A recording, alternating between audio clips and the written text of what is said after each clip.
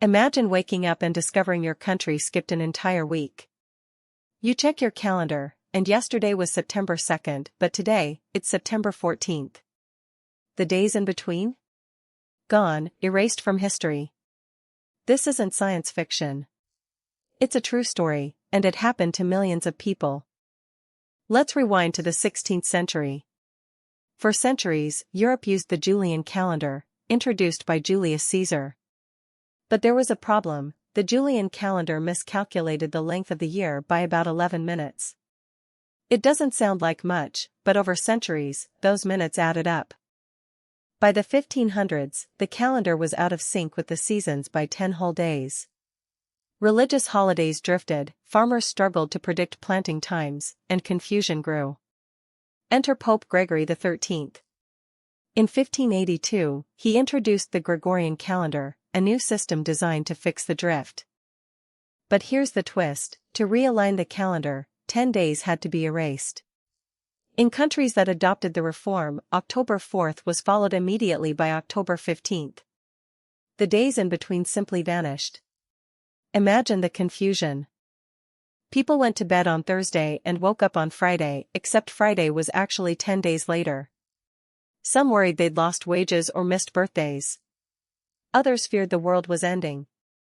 Businesses scrambled to adjust contracts.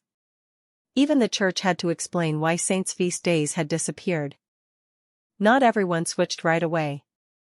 Protestant countries like England resisted the change for almost 2 centuries.